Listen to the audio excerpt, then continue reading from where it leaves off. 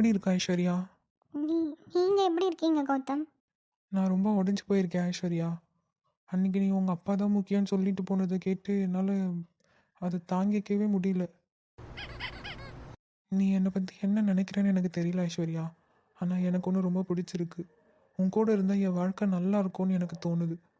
உனக்கும் அதே மாதிரி தோணுச்சுன்னா உன் மனசில் இருக்கிறத ஓப்பனாக சொல்லு, வீட்டில் பேசிக்கலாம்.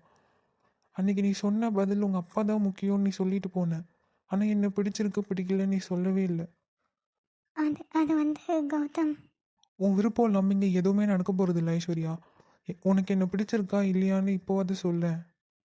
அதான் அன்றைக்கே சொன்னேன்ல கௌதம், எனக்கு எங்கள் அப்பா தான் முக்கியம். அவர் என்ன சொல்கிறாரோ அதை தான் நான் செய்வேன். என்னால் அவர் பேச்சை மீறி எதுவும் பண்ண முடியாது. அப்போது நான் ஒரு கேள்வி கேட்குறேன், அதுக்கு உன்னால் உன் மனசில் இருக்க பதிலை சொல்ல முடியுமா? நீங்கள் எத்தனை வாட்டி கேட்டாலும் என் பதில் இதுதான் கௌதம். இது வேற ஐஸ்வர்யா. உங்கள் வீட்டில் பார்த்துருக்க பையனை உனக்கு உண்மையாகவே பிடிச்சிருக்கா? சொல்ல ஐஸ்வர்யா. அதான் சொன்னேன்ல கௌதம், எனக்கு எங்கள் அப்பா என்ன சொல்கிறாரோ அதை தான் நான் செய்வேன். ஒருவேளை நான் உன்கிட்ட வந்து பேசாமல் நேராக உங்கள் அப்பா கிட்ட பேசி சம்மதிக்க வச்சுருந்தா அப்போ என்ன உனக்கு பிடிச்சிருக்குமா? இப்போ எதுக்கு கௌதம் இதெல்லாம் பேசிகிட்டு இருக்கீங்க? அதான் நான் சொல்லிட்டேன்ல, எங்கள் அப்பா என்ன சொல்கிறாரோ அதை மட்டும்தான் நான் செய்வேன். நான் உன்னை ஃபோர்ஸ் பண்ணல ஐஸ்வர்யா. ஆனால் உன்னோட லைஃப்பை நீ டிசைட் பண்ணாமல் மற்றவங்கள டிசைட் பண்ண விட்டுட்டு இப்போ நீ கஷ்டப்பட்டுட்டு இருக்கல்ல, அதுதான் என்னால் பார்க்க முடியல. நீ வீட்டில் பார்க்குற பையனை கல்யாணம் பண்ணுறது நான் வேணான்னு சொல்லலை. ஆனால் அதுவும் உன் மனசுக்கு பிடிச்ச மாதிரி இருக்கணும்னு தான் நான் சொல்கிறேன். எல்லாருக்காகவும் நீ உன்னை விட்டு கொடுக்குற ஐஸ்வர்யா.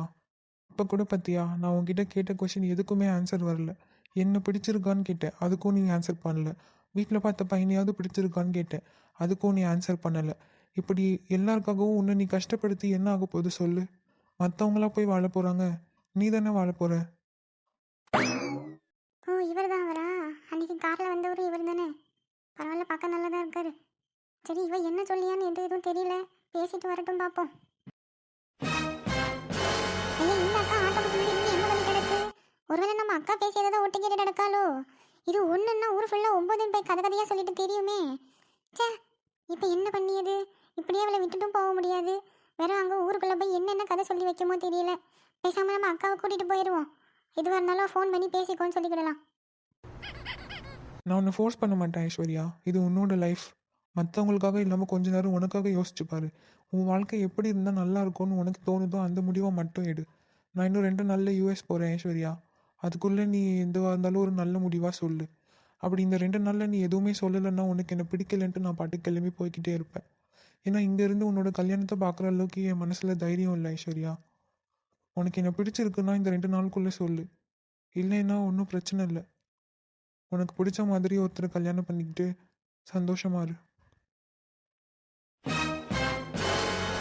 ஐஸ்வர்யா, சொல்லு சுபின். வா, நேரமாயிட்டு போவோம். உண்மையாவே நீங்க போகணும்னு முடிவு பண்ணிட்டீங்களா கௌதம்? அது உன் கையில் தான் ஐஸ்வர்யா இருக்கு.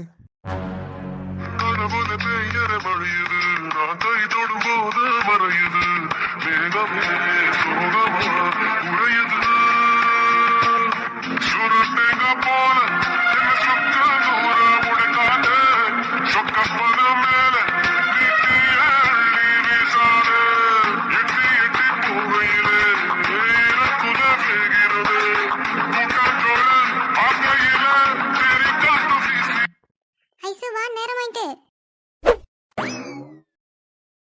என்ன மச்சான், பேச வேண்டியதெல்லாம் பேசிட்டியா?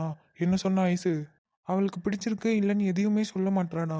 என்ன பிடிக்கலனாலும் பரவாயில்ல, வீட்டில் பார்க்குற பையனையாவது பிடிச்சிருக்கான்னு கேட்டால் அதுக்கும் பதில் சொல்லலை. எங்கள் அப்பா என்ன சொல்கிறாரோ அதை தான் செய்வேன்னு அதையே சொல்லிட்டு நிற்கிறா. என்னடா சொல்கிற? அவகிட்ட இருந்து நீ நிறைய ஏதாவது ஒரு பதிலை வாங்கியிருப்பேன்ல நினச்சேன். பிடிச்சிருக்கு இல்லைன்னு ஏதாவது ஒன்று சொல்ல வேண்டியது தானே அவள். ஆமாம் மச்சான், அவள் எந்த பதிலும் சொல்லலை. அதனால தான் நான் இன்னும் 2 நாளில் யூஎஸ் போகிறேன்னு சொல்லியிருக்கேன். அதுக்குள்ளே உனக்கு என்ன பிடிச்சிருந்தா என்கிட்ட பேசு. அப்படி என்ன பிடிக்கலன்னா பேசாத. நீ பேசாததையே நான் பதிலாக எடுத்துக்கிட்டு உனக்கு என்ன பிடிக்கலன்னு நினச்சிட்டு இங்கேருந்து நான் மொத்தமாக போகிறேன் யூஎஸ்க்கு அப்படின்னு சொல்லிட்டேன். அதை கேட்டு என்ன சொன்னான்? அதுக்குள்ளே அவன் தம்பி வந்துட்டானா? ஆமாம் ஆமாம், சுபின் வந்தான். அதுக்கு ஒரு காரணம் இருக்குது. எங்கள் ஊர்லேருந்து ஒரு அக்கா அங்கே நின்று ஒட்டு கேட்டுட்டு இருக்கு, ஆட்டோக்கு பின்னாடி நின்று. அது 1ன்னா 9ன்னு ஊர் ஃபுல்லாக ஒரு கதையை சொல்லி வைக்கும். அதான் இருந்தாலும் நான் கூட்டிகிட்டு வந்துட்டேன் அப்படின்னு சொல்லி என்கிட்ட சொல்லிட்டு தான் போனான் இப்போது. அப்படியா? இப்போ அவள் பேசுனதுனால ஏதாவது பிரச்சனை வந்துருமா அப்போது? இன்னும் எதுவும் தெரியல என்ன நடக்க போகுதுன்ட்டு. அப்போ அவள் இதுக்கும் எந்த பதிலும் சொல்லலையா? எதுவும் சொல்லலை. நீங்கள் உண்மையாகவே போக தான் போறீங்களான்னு கேட்டா, அது நீ சொல்கிற பதிலில் தான் இருக்குன்னு சொன்னேன். அதுக்கப்புறம் அவள் எதுவுமே சொல்லலை, போயிட்டா. சரி விடு, அப்போ இன்னும் 2 நாள் இருக்குல்ல, அதுக்குள்ளே அவள் என்ன சொல்கிறான்னு பார்ப்போம். பிடிச்சிருக்குன்னு சொன்னால் எப்படியாவது உன்னையும் அவளையும் நான் சேர்த்து வைக்கேன். அப்படி அவள் எதுவும் பேசலைன்னா அவளுக்கு ஒன்று பிடிக்கலன்னு நினச்சிட்டு அடுத்த வேலையை பார்ப்போம், சரியா? இப்போவும் நான் சொல்கிறேன், அவளுக்கு என்ன பிடிக்கலனாலும் பரவாயில்ல, வீட்டில் பார்த்த பையனையாவது அவள் பிடிச்சு கல்யாணம் பண்ணணும். எல்லாருக்காகவும் யோசிச்சு யோசிச்சு அவள் மனசுல என்ன இருக்குங்கிறதையே அவள் மறைக்கிறா. சரி, நம்ம வெயிட் பண்ணி பார்ப்போம் இந்த 2 டேஸ்க்கு. அதுக்கு முன்னாடி இந்த அக்காவுக்கு என்ன வேணும்னு கூப்பிட்டு கேட்போம் இரு. என்ன கீதாக்கா, அங்கே நின்று என்ன பண்ணிட்டு இருக்கிய? ஐயோ பார்த்துட்டேன் போல இருக்கே. சரி என்னத்தையாவது சொல்லி சமாளிப்போம். அது ஒன்றும் இல்லை கார்த்தி, ஒரே வெயிலாக இருந்துச்சா, வேற எங்கேயுமே நிழல் கிடைக்கல, அதான் தான் ஆட்டோ பின்னாடி நின்றுட்டு இருந்தேன். ஆட்டோ பின்னாடி மட்டும் என்ன ஏசியா போட்டிருக்கு? இல்லை வெயிலுக்கு தனியாக நிற்க முடியல, அதான் அது மேலே சாஞ்சு கொஞ்ச நேரம் நின்றுட்டு இருந்தேன். ஓ அப்படியா, சரிதான். அண்ணன் எப்படி இருக்காரு ஊரில்? அவருக்கு என்ன, அவர் அங்கே ஒரே வேலையாக கிடக்காரு. நான் தான் அவரை மிஸ் பண்ணிட்டு கிடக்கேன். நீங்கள் மிஸ் பண்ணுறியலா? பார்த்தா அப்படி எதுவும் தெரியலையே. இல்லை ஏம்லையே அப்படி சொல்லியே? இல்லை ஊருக்குள்ளே பேசிக்கிட்டாங்க அப்படி, அதான் கேட்டேன். ஊருக்குள்ளே பேசிக்கிட்டாங்களா? அப்படி என்ன பேசிக்கிட்டாங்க? அதுவா, புருஷன் உள்ளூர்லேயே இருந்து வேலை செஞ்சா இந்த மாதிரி சோவாரிட்டு திரிய முடியாதுன்னு சொல்லி வெளிநாட்டுக்கு வேலைக்கு அனுப்பிட்டு இவன் இங்கே ஊரை சுற்றிட்டு நல்லா சோவாரிட்டு திரியா, யார் வீட்டில் என்ன நடக்கு என்ன பஞ்சாயத்துன்னு வீடு வீடாக எட்டி பார்த்துட்டு அந்த கதையை ஊர் ஃபுல்லாக புறணி பேசிட்டு திரிஞ்சிட்டு கிடக்கா இப்படின்னு பேசிட்டு இருந்தாங்க ஊருக்குள்ள. கார்த்தி, அட ஏன்ட்ட ஏன்க்கா கோவப்படுறிய? ஊருக்குள்ள இப்படி பேசுறாவன்னு தானே நான் சொன்னேன். யாரும் பேசலாம்னு சொல்லுங்க, வாயை எடுத்து வச்சு தச்சிடிய. நான் இதை சொல்லணும்னா அதுக்கு ஒரு கண்டிஷன் இருக்கு. என்ன கண்டிஷனு? என்னையும் ஐஸ்வர்யாவும் சேர்த்து வச்சு ஊருக்குள்ள பேசிட்டு இருக்காவுன்னு சொன்னீங்களே, அதை யார் சொன்னா நீங்க சொல்லுங்க. அதுக்கு பிறகு நான் இது சொல்லியேன். கார்த்தி நீ என்ன பேசுற? ஆமாங்க்கா, ஊருக்குள்ள யார் எங்களை பத்தி என்ன பேசுனாங்கன்னு அதை நீங்க யாருன்னு பேரை சொல்லுங்க. அதுக்கு பிறகு உங்களை பத்தி யார் என்ன பேசினாவோன்னு நான் சொல்லியேன். அது அது வந்து என்ன பதில் இல்லையோ? கார்த்தி, அப்படின்னா இப்போ நீயே தான் இதெல்லாம் சொல்றியோ? அப்படின்னா என்னையும் ஐஸ்வர்யாவையும் சேர்த்து வச்சு பேசியது நீங்க தானோ? ஊருக்குள்ள யாரும் பேசலையோ? அட என்ன இந்த பையன் திடீர்னு இப்படி பேசுறான்? இவன் இப்படி எல்லாம் பேச மாட்டானே, ரொம்ப கோவமா பேசுறானே. என்னக்கா பதில காணோம்? அது அது வந்து கார்த்தி, என்ன வந்து போயின்னு இழுக்கிய? உங்ககிட்ட இருந்து பதில் வராதுன்னு எனக்கு தெரியும். ஏன்னா அப்படி பேசுனதே நீங்க தானே. என்ன கார்த்தி நடக்குதுங்க? இதோ இங்கே நிற்காவங்கள இவங்கள தான் மச்சான் கேட்கணும். இவங்கனால தான் இப்போ இவ்வளோ பெரிய பிரச்சனையும். நானும் ஐஸ்வர்யாவும் சின்ன பிள்ளையிலேருந்து நல்லா ஓடி பிடிச்சி விளையாடிட்டு அண்ணன் தங்கச்சி போல் விளையாடிட்டு அடுப்போம். எனக்கு என் தங்கச்சி ஆஷாவும் ஒன்று தான், ஐஸ்வர்யாவும் ஒன்று தான். நான் 2 பேரையும் பிரித்து கூட பார்க்கல. அவங்க வீட்டில் நான் ஒரு பிள்ளை மாட்டுக்கு தான் என்னைய பார்க்காவ. கூட பிறக்காத அண்ணனாக தான் அவளும் என்னைய பார்க்கா. அதனால தான் நாங்கள் எந்த இதுவும் இல்லாமல் எதுனாலும் ஒன்றுக்கு ஒன்று மண்ணா விளையாடிட்டு பேசிட்டு கிடக்கோம். அதை உங்களால் பார்க்க முடியலன்னா போங்க. எதுக்கு எப்படி அசிங்கமாக வாய் கூசாமல் பேசுறிய? அது அது வந்து இதுவே கடைசியாக இருக்கட்டும் சொல்லிட்டேன். இன்னொரு வாட்டி இந்த மாதிரி நீங்கள் எதையாவது பேசுனீங்கன்னு தெரிஞ்சதுன்னா உங்கள் வீட்டுக்காரவைகள்கிட்ட ஃபோன் பண்ணி சொல்லிட்டு உங்களை பற்றி கம்ப்ளைண்ட்டை கொடுத்து உள்ளே தூக்கி வச்சிருவேன். வேற உங்கள்கிட்ட வந்து நான் சண்டையாக போட முடியும்? கம்ப்ளைண்டா? ஆமாம், கம்ப்ளைண்ட்டு தான். சும்மா சொல்லியே நினச்சிட்டு எடுக்காதீங்க. இன்னொரு வாட்டி நீங்கள் இந்த மாதிரி ஏதாவது செஞ்சியன்னு வெளியே தெரிஞ்சதுன்னா அன்னைக்கு தான் உங்களுக்கு வெளியே சுற்றுறதுக்கு கடைசி நாளாக இருக்கும். அதோட ஜெயிலில் கம்பி என்ன வேண்டியிருக்கும் பார்த்துக்கிடுங்க. வா மச்சான் போகலாம். என்ன இந்த பையன் இப்படி பேசிட்டு போறான்? இப்போ என்ன நடந்துச்சு இங்க? நேத்து பெஞ்ச மழையில இன்னைக்கு முளைச்ச காளான் மட்டும் இருந்துட்டு என்னையவே நீ மிரட்டிட்டு போறியோ? இரு, இந்த கல்யாணம் எப்படி நடக்குன்னு நான் பாக்கியேன். அந்த ஐசு பிள்ளைய பத்தி ஒண்ணுக்கு நாளா ஊர் முழுக்க சொல்லி வச்சு இந்த கல்யாணத்தை நிறுத்தியன்னா இல்லையான்னு பாரு. மச்சாண்டே, அந்த அக்கா அப்படி பேசுறாங்கன்னு தெரிஞ்சும் நீ வேற எதுக்குடா இப்போ அவங்கள்ட்ட சத்தம் போட்டுட்டு வந்த? வேற இதையே ஒரு சாக்கா வச்சு கோவப்பட்டு அவங்க வேற எதனா பேசினா என்ன செய்ய? நீ தானே மச்சான் ஃபீல் பண்ணிட்டு இருந்த. அவளுக்கு என்ன பிடிக்காட்டி கூட பரவாயில்ல, அவங்க வீட்டில் பார்த்த பையனை பிடிச்சு கல்யாணம் பண்ணணும், இல்லைன்னா என்ன செய்ய, அவள் வாழ்க்கையை அவள் இப்படி கஷ்டப்படுத்திக்கிறான்னு சொல்லி புலம்பிட்டு இருந்தியே. அதனால தான் நான் இப்படி பேசினேன். இப்போ நான் பேசின பேச்சுக்கு அந்த அக்கா கோவப்பட்டு வேணும்னே இப்போ ஐஸ்வர்யாவை பற்றி எதையாவது சொல்லி வைக்கும். இந்த கல்யாணத்தை நிறுத்துறதுக்குள்ளேயே மும்முரமாக இருக்கும் அந்த அக்கா இப்போ. ஐஸ்வர்யாக்கா ஆனால் என்ன விருப்பம் தெரியலல்ல. அவளுக்கு ஒன்று பிடிக்கலன்னா உன்னை எப்பயோ பிடிக்கலன்னு சொல்லியிருப்பா மச்சான்.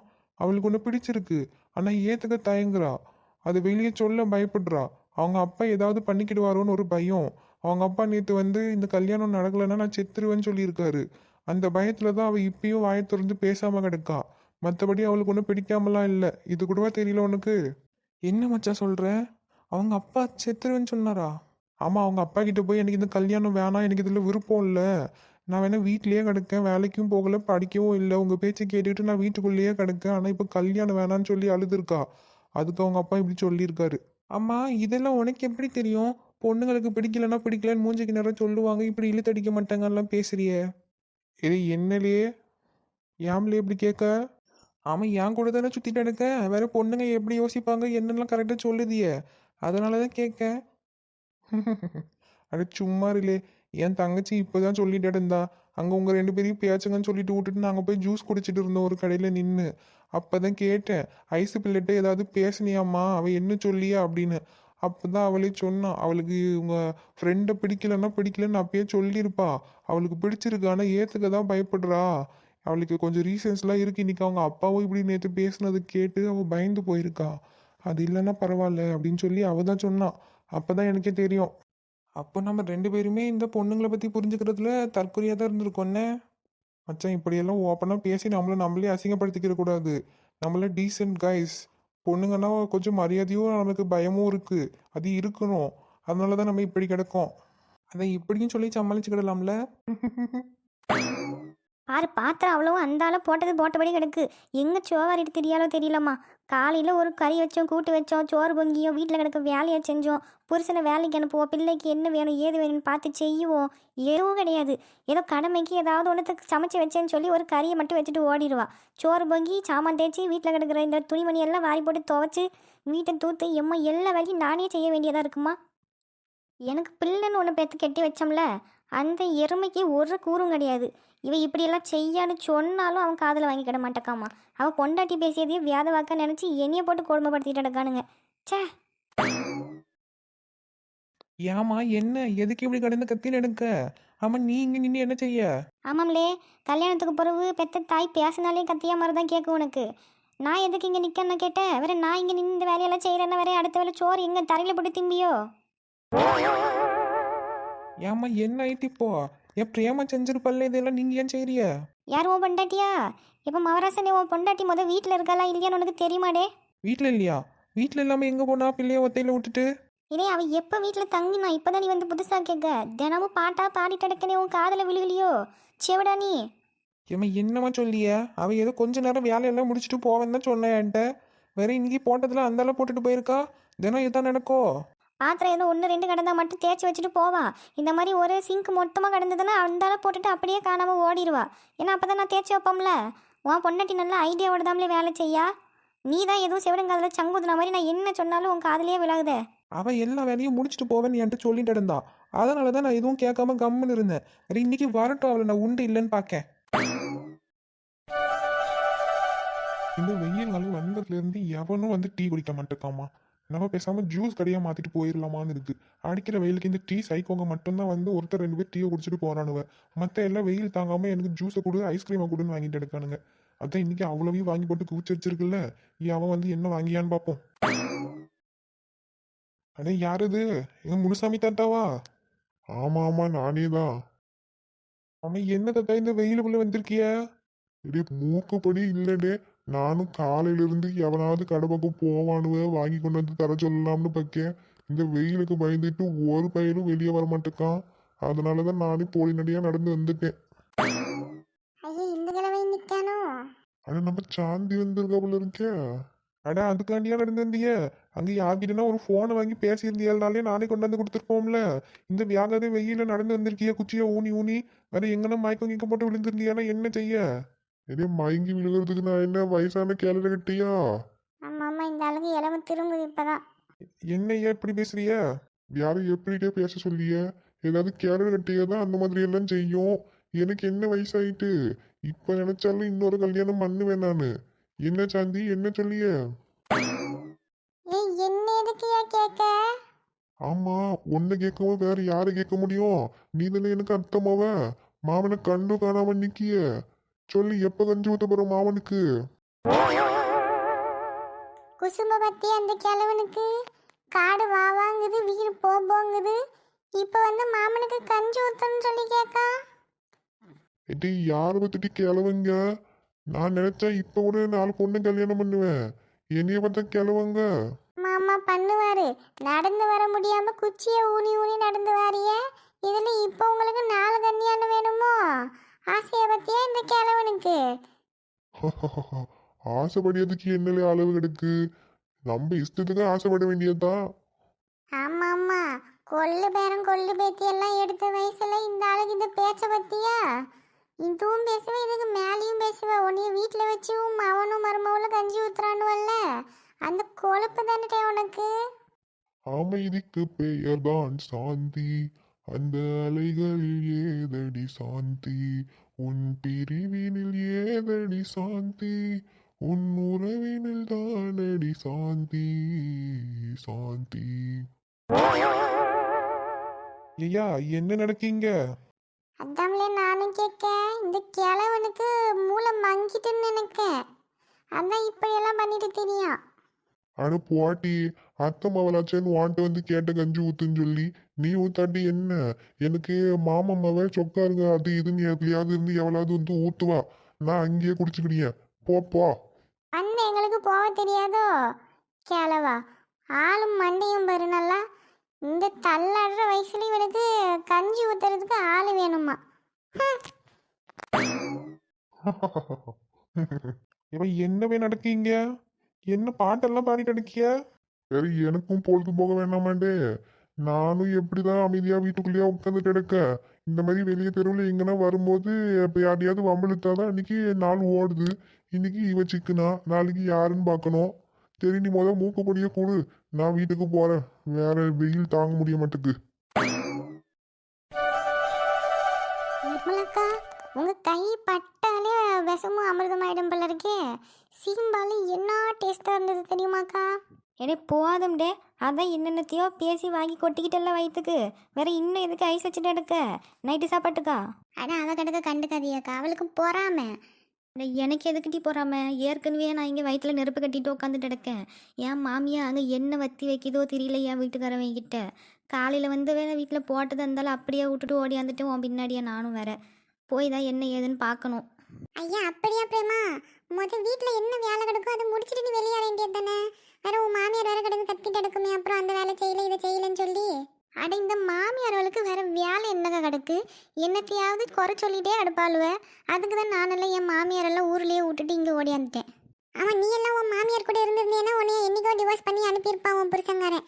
ஏதோ போன போதுன்னு இப்போ உன் புருஷன் வேலையை செஞ்சுட்டு உன்னைய வச்சு கஞ்சி ஊற்றிட்டு நடக்கான் பாவம் அந்த மனுஷன். சரி விடுங்க, இது இப்போ இதுக்கு பேசிக்கிட்டு. பத்தியெல்லாம் அவளை பற்றி பேசினா மட்டும் அப்படியே வாயை அடக்கிட்டு ஓடிடுவா அந்தால. அட என்ன பிரேமா, நீ வீட்டில் வேலையை செய்யாமல் விட்டுட்டு ஓடியாந்துட்டு சீம்பாலை கண்டிங்க நின்றுட்டு இருந்திருக்கேன்னு. ஆமாம்டே, நான் சீம்பாலுக்காக நின்னேன். நீங்கள் நின்று என்ன கூலிக்கு வேலையாக செஞ்சுட்டு இருந்தேன். நீயும் அதுக்காண்டி தானே நின்ன. ஓடிட்டு இருந்தாலும் எட்டி எத்துனா அவ்வளோதான். எப்போ எனக்கு வேறு வேலை கிடக்கு, நான் போகிறேன்ப்பா. போய் வீட்டில் என் பிள்ளைக்கு ஏதாவது நான் செஞ்சு கொடுக்கணும், நேரமாயிட்டு. சரி சரி பார்த்து போங்க. ஆமாம், இந்த வசந்தி தான் காலையிலேருந்து ஆளையே காணலை. என்ன ஆயிட்டு என்னமோ, என்ன பண்ணுறாலோ. வந்திருந்தானா அவளுக்கும் கொஞ்சம் கொடுத்துருந்துருக்கலாம். ஆமாம் என்னக்கா, கேங்கில் ஒருத்தர் 2 பேர் மிஸ் ஆனாலே ஒரு மாதிரி கஷ்டமாக இருக்குன்னு, ஒரு ஃபுல்ஃபில்மெண்ட்டே இருக்க மாட்டேக்கு. பேசாமல் வாங்கலே வசந்தி வீட்டுக்கு போயிட்டு அவள் என்ன செஞ்சு வச்சிருக்கான்னு கேட்டு அங்கே ஒரு கட்டு கட்டிட்டு போவோம். இது போட்டி அந்தால வேற வேலை கிடைக்கு எனக்கு.